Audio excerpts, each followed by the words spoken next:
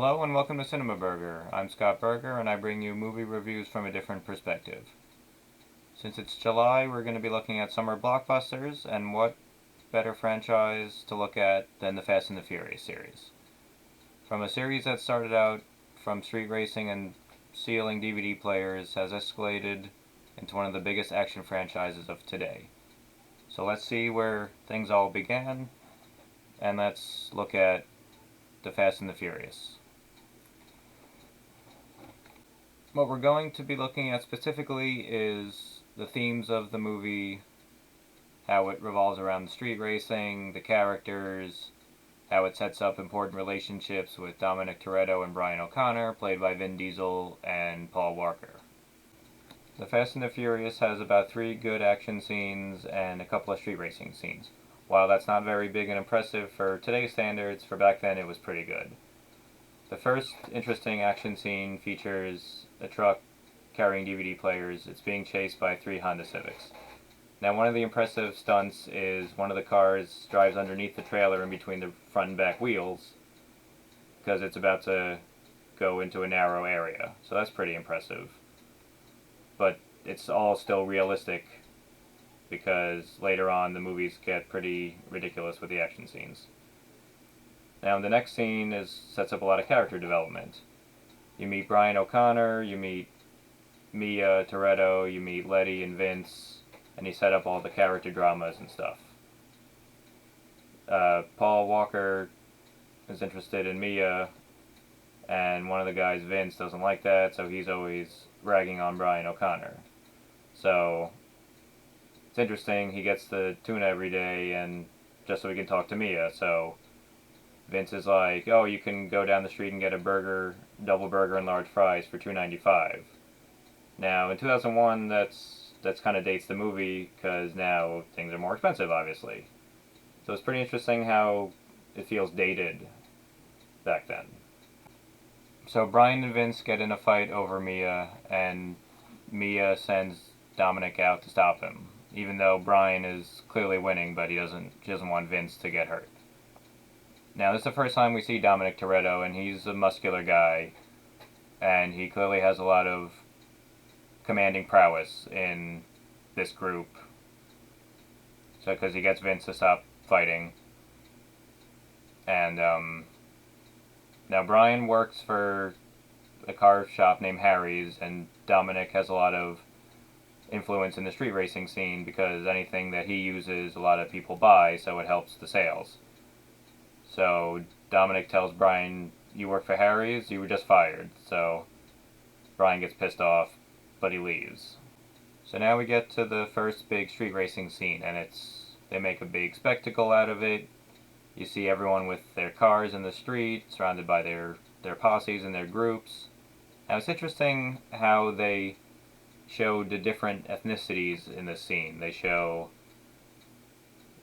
Latin American groups, they show African American, they show Asian, and they all have their various cars open and they have their girls surrounded by them.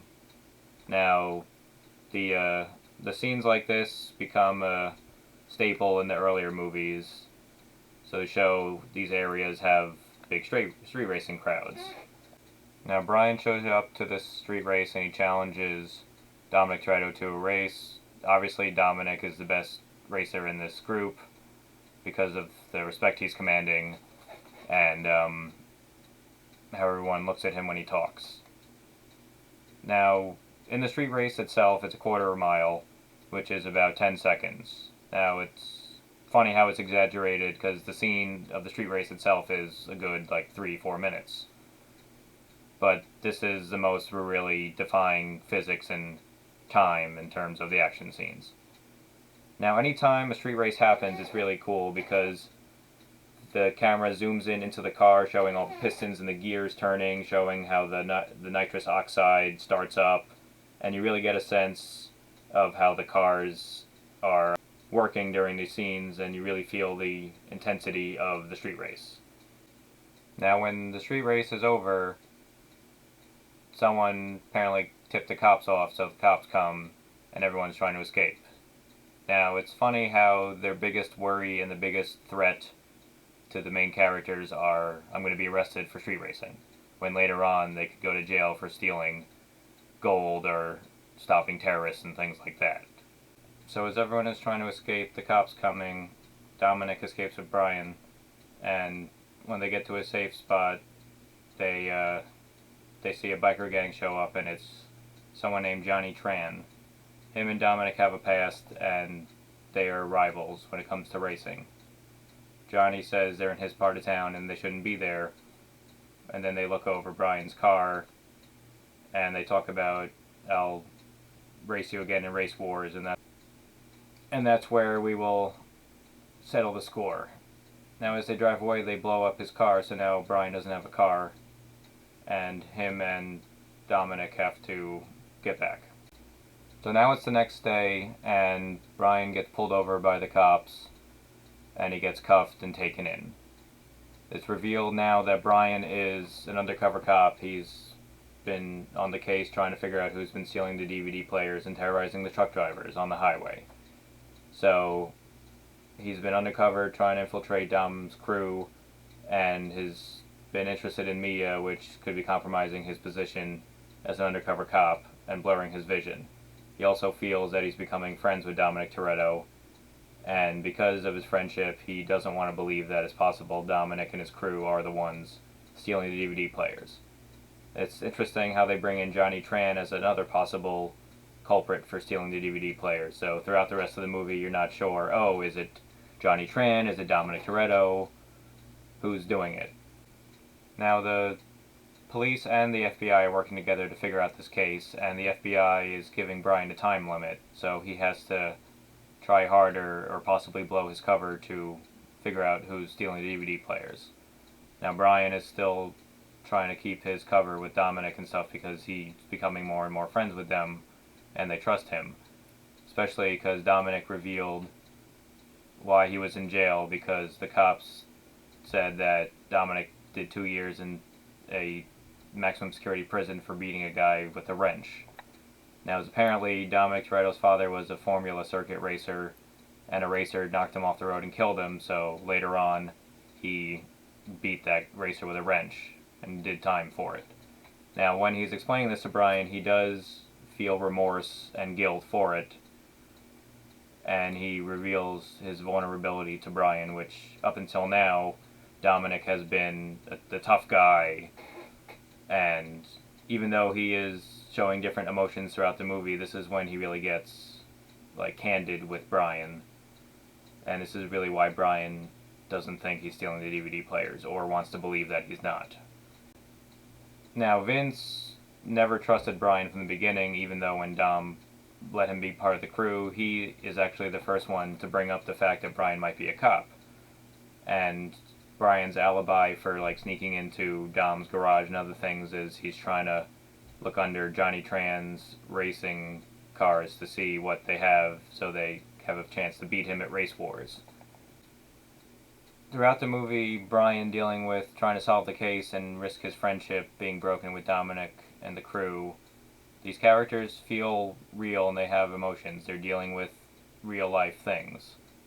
This movie is kind of reminiscent of Point Break, when Keanu Reeves is an undercover cop trying to infiltrate Patrick Swayze's crew, and he becomes friends with them. Now, when Brian had snuck into Johnny Tran's garage, he found a bunch of DVD players, and he had the cops and FBI raid Johnny Tran's garage, but it turns out that he bought those legally, so that removes Johnny Tran as a suspect. So now they really are pointing at Dominic Toretto and the crew for the ones stealing the DVD players. So the FBI puts more pressure on Brian to figure out or get them to admit that they're doing it. There's a scene where Jesse, who's part of Dom's crew, is showing Brian how he's going to soup up Brian's car to be in race wars. Now he inserts a floppy disk into the computer to demonstrate that. Now, talking about how dated this is, they're using floppy disks in the first movie, when later on they're trying to steal devices that can spy on everyone in the world at one time through Wi-Fi. So go figure. Now we finally get to Race Wars, which has been teased throughout the movie. It's a big race out in the desert where all the popular or famous street racers can prove their stuff. Now, Jesse apparently challenged Johnny Tran to a race for the pink slips because Brian did that to Dominic in the opening street race scene. Now, Jesse loses and drives off because he's scared because it's his father's car, and this sets off the events of the rest of the movie. Johnny Tran says he's going to go find Jesse because it's his car now, and he drives off, so Dominic goes also. Apparently, he told Mia something. Now, Brian thinks that it's I'm going to go steal the DVD players and pull another job, because earlier he was wondering how Dominic had all the money to have all these cars for street races when all he did was run a garage and a restaurant. So he thinks he's getting extra money on the side. Now, Brian reveals to Mia that he's a cop, and he goes after Dom and everyone else. Now, this is the final action scene. So Dom, Vince, and Letty go after a truck. It is finally revealed that they are the ones stealing the DVD players. They say this is the last job, and then they can relax for a bit. So this scene is pretty cool. The three cars go after the truck. Now Letty drives her Honda under the trailer wheels and across, so that's is also again one of the bigger scenes, but also possible because it's just a stunt driver doing this. Now, since the truck drivers have been being attacked throughout the movie, they're prepared, so they have guns prepared to stop the hijackers. So Dominic tries to help him, but he can't get close enough to have Vince jump onto his car. Now Brian finds out where Dom and everyone else is, and he goes after them to stop them. So once they get away from the truck, Brian thinks Dom is running away, but he's actually going to go find Jesse, who is still missing, so that Johnny Tran doesn't kill him. They get back to his house, and he reveals his father's car that he was working on all these years. And Johnny Tran drives by and kills Jesse, so that gets rid of that plot point. Since everyone else in Dom's crew has run, it's just down to Brian and Dominic. They chase each other, and he talks about how he's been living his life a quarter mile at a time. During those 10 seconds of racing, he's free, doesn't have to worry about any other concerns. And that's where the character motivations come to fruition, because Brian is the undercover cop, Dominic is this guy where racing is his favorite thing in the world. It's when he feels truly happy. They're going to race now. They're at a train track, and as they race, the train is coming, so it's intense. Is the train going to hit them? Is it not? So once they clear the train, they're driving and everything looks fine, but on Dom's side, a truck comes out and Dom crashes into it. It's a little ironic that it's a truck that causes him to crash, since he's been stealing DVD players from trucks the whole movie. Now in this moment, Brian helps Dom out of the car, and he looks at each other. You hear the cops coming, you hear sirens in the background, and since beginning Brian lost his car to Dominic, and then Johnny Tran shot up his car, he never got a new car. So Brian has owed Dominic a 10-second car throughout the whole movie, as they say. So this is the chance that he gives Dom the keys to his car, lets Dominic escape. And this is where the movie ends. So at the conclusion of the first Fast and the Furious movie, we find that this movie devotes equal time to the street races and the action scenes. While they're not being over the top, they do make them feel big in the movie's world.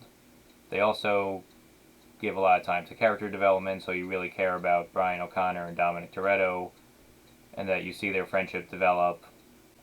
And you can see why Brian risked his career and his job, because he genuinely cares about Dominic and his crew, because most of them treated him like family. So I would give this movie a 3 out of 5, I would say, because in terms of the movie holding up, some of the technology and music they use make the movie feel dated, like floppy disks, and one scene they use a road map to look for Dominic when they're stealing the truck in the final scene. So that's it for First Fast and the Furious. I hope you like this. Next up will be the greatest movie sequel title ever, and that is Too Fast, Too Furious. We'll see you next time.